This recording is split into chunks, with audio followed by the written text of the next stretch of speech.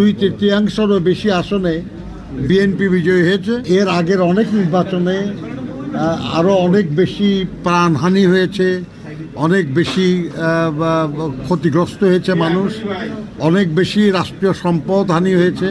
এবার আল্লাহর অসীম মেহেরবানিতে তেমন কিছু হয় নাই। আজ বাংলাদেশের ইতিহাসে এক উল্লেখযোগ্য দিন, যে দিনে দেশের মানুষ নতুন করে পুনরায় এ দেশে গণতন্ত্রের পরীক্ষিত শক্তি বিএনপিকে রাষ্ট্র পরিচালনার দায়িত্ব অর্পণ করার বিষয়টি মোটামুটি নিশ্চিত হতে পেরেছে। এই ব্যাপারে পরম করুণাময় আল্লাহ তাআলার কাছে কৃতজ্ঞতা এবং জনগণের প্রতি ধন্যবাদ জানাবেন আমাদের দলের চেয়ারম্যান জনাব তারেক রহমান। আমি ওইদিকে না যেয়ে আপনারা যারা সংবাদকর্মী ভাই ও বোনেরা আছেন তাদেরকে ধন্যবাদ জানাতে চাই যে আপনাদের মাধ্যমে আমাদের কথা, আমাদের কাজ, আমাদের ভবিষ্যৎ কর্মপরিকল্পনা জনগণ জানতে পেরেছে এবং সেই অনুযায়ী জনগণ আমাদেরকে ভোট দিয়েছে। আমরা গত রাত্রি থেকে ফলাফল ঘোষণা শুনছি। আমাদের সাথীরা সারা রাত এখানে ছিলেন এবং আজকে আমরা তাদের সঙ্গে যুক্ত হয়েছি। বিভিন্ন নির্বাচন কমিশনের পক্ষ থেকে বেসরকারিভাবে তারা তো ফলাফল ঘোষণা করে নাই, তারা বলেছেন কে কত ভোট পেয়েছে, কে বিজয়ী হয়েছে শব্দটাও তারা উচ্চারণ করেন নাই। তো তার এর মধ্যে দিয়ে যতটুকু আমরা জেনেছি তাতে আমরা 2/3 বেশি আসনে বিএনপি বিজয়ী হয়েছে এবং বিএনপির সঙ্গে যারা যুক্ত ছিলেন জোটে তাদেরও অনেকেই বিজয়ী হয়েছেন।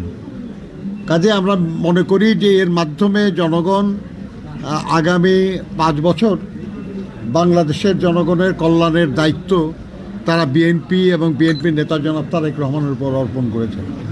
কোন ব্যাপারে কে শতভাগ সন্তুষ্ট হয় ভাই?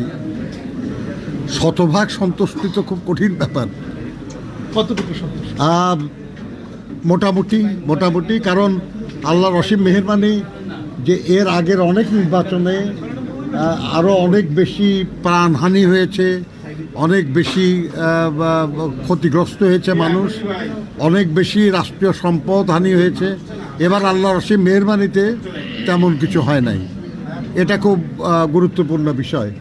তবে দীর্ঘদিন ভোট না দিতে ভোট না দেওয়ার যে একটা সংস্কৃতি আমাদের জনগণের মধ্যে গড়ে উঠেছিল সেটা পুরাটা আমরা ফিরিয়ে আনতে পারি নাই। আমরা আশা করি যে আগামী দিনগুলিতে আমরা পারবো জনগণকে ভোটের প্রতি আরও আগ্রহী করতে পারবো, যাতে সব মানুষই ভোট কেন্দ্রে আসে এবং তাদের অধিকার প্রয়োগ করে রাষ্ট্র পরিচালনার দায়িত্ব দেওয়ার ব্যাপারে। মনে কষ্ট আছে তাদের, তারা বলতেই পারেন। তবে কেউ কারোর বিরুদ্ধে কোনো অভিযোগ করলে সেটা প্রমাণের দায়িত্ব তার উপরই বর্তায়। যদি সত্যি সেরকম কিছু ঘটে থাকে তাহলে ওনারা সেটা প্রমাণ করতে পারলে যাদের বিরুদ্ধে তারা অভিযোগ করেছেন সেটা তাদের ব্যাপার। এটা আমাদের বিরুদ্ধে তো তারা অভিযোগ করেন নাই। আমরা বলি যে আমরা যাই হয়েছে ইনশাল্লাহ আগামী নির্বাচনে নিশ্চয়ই আমাদের ফলাফল আরও ভালো হবে।